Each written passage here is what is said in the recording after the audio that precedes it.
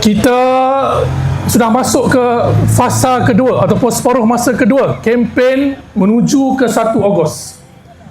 Dan kalau kita lihat jalan cerita Pakatan Harapan sepanjang seminggu yang lalu, tak lain tak bukan hanya cuba mencari kesalahan-kesalahan kecil, mencari dan memomokkan isu-isu, sentimen-sentimen yang menakut-nakutkan para pengundi bukan Melayu khususnya, dan cuba mengelirukan pengundi-pengundi Melayu Islam khususnya. Antara yang saya dengar, hujah-hujah yang sering diulang pakai oleh Pakatan Harapan seperti yang diucapkan oleh pengarah komunikasi amanah Khalid Samad. Beliau kata Pakatan Muafakat Perikatan Nasional dan Barisan Nasional ini adalah satu lagi bentuk asabiah yang cuba memecahkan perpaduan antara kaum dan sebagainya.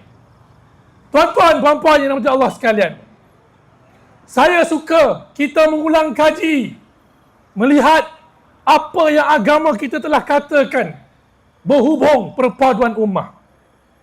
Wasilah bin Asqa, sahabat Nabi, bertanya kepada Rasulullah sallallahu alaihi wasallam, "Ya Rasulullah, aminal asabiyyati ay yuhibba ar-rajul qaumahu?" Ya Rasulullah, apakah mencintai kaum kami itu adalah satu asabiyah? Asabiyah ni perkauman yang memang ditegak dalam Islam.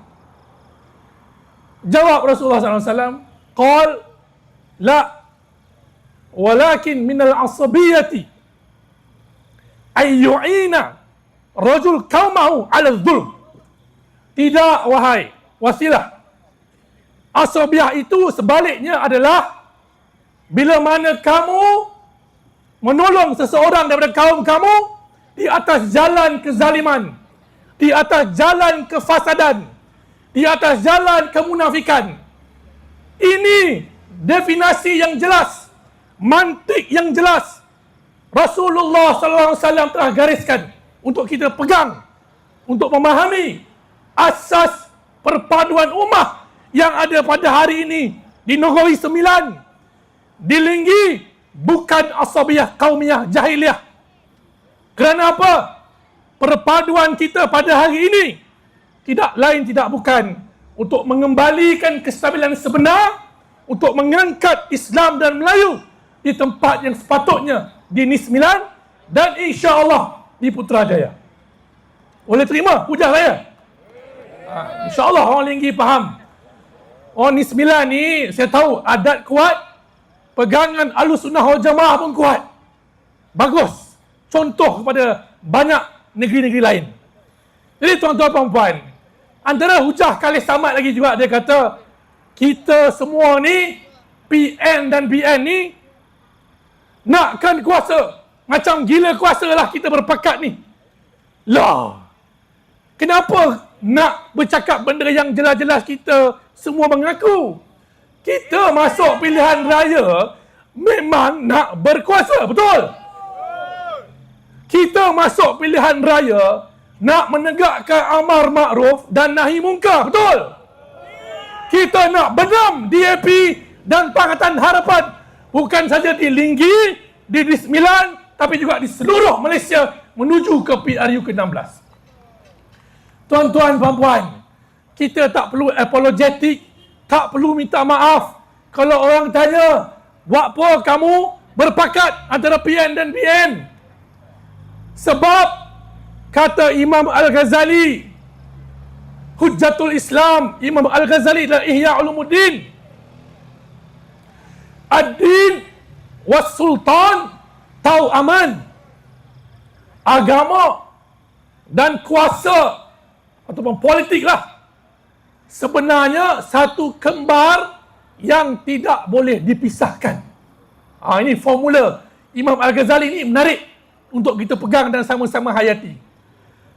Ad-din aslun atau usun.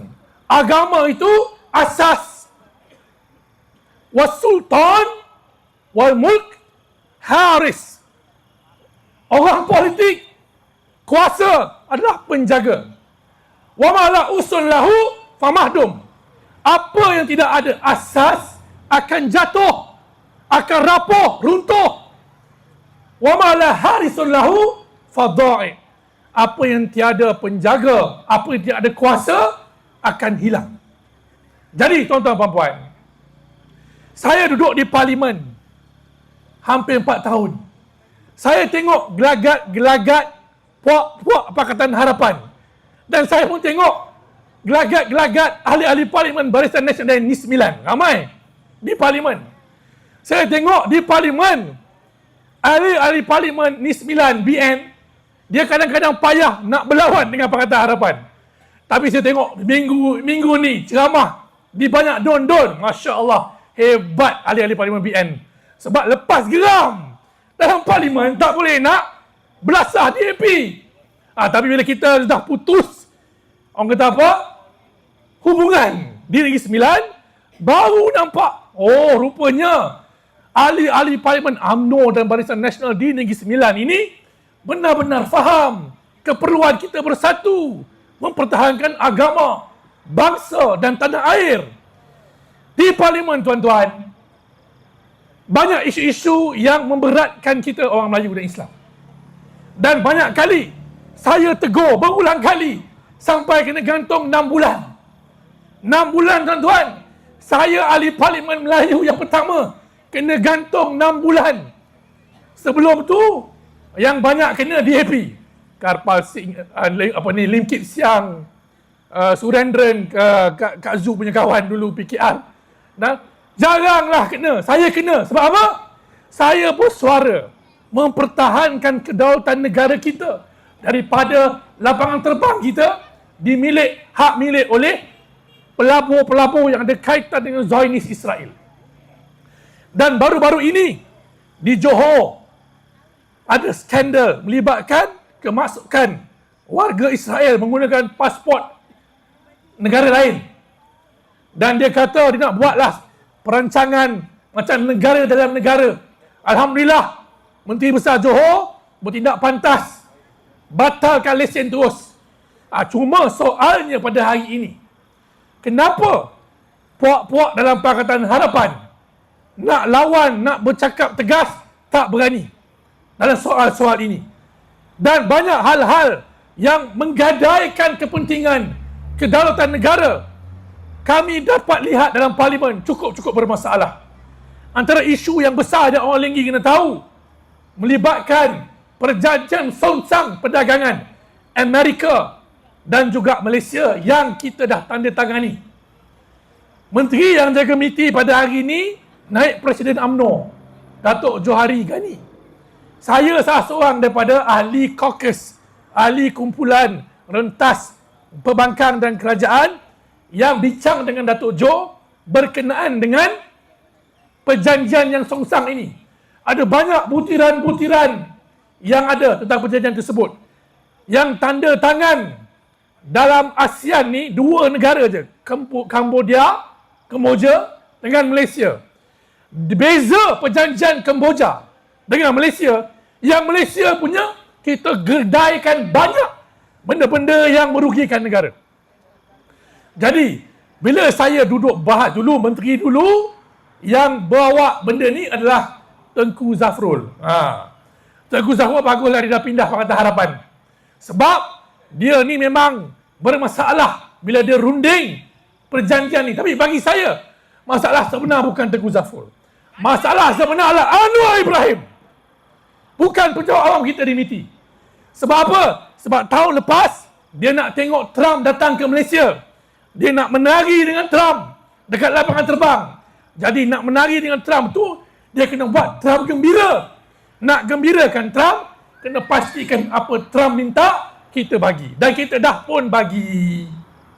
Dan sebab itulah, saya tengok Datuk Jo, bila jumpa dia, sebenarnya saya tahu, dia nak cakap yang benda ni adalah satu kegagalan. Tapi dia tak boleh nak cakap. Tapi saya tahu, dia pun pening kepala macam mana kita nak selamatkan balik kedaulatan negara kita di bawah perjanjian Dimiti ni? Jawapannya mudah tuan-tuan di Linggi. Kita menangkan Perikatan dan Barisan Nasional di Negeri Sembilan.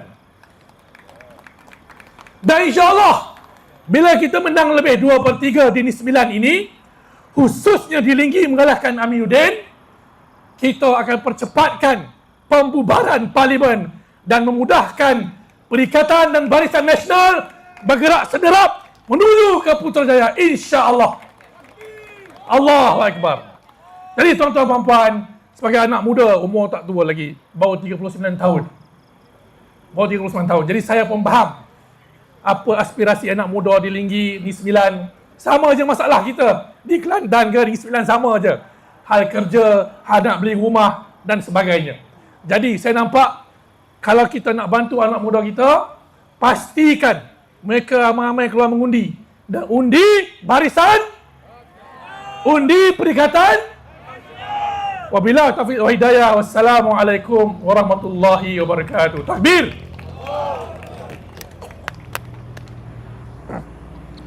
Majlis mengucapkan ribuan terima kasih kepada Yang Berhormat Wan Ahmad Faisal dengan ucapan yang telah disampaikan tadi.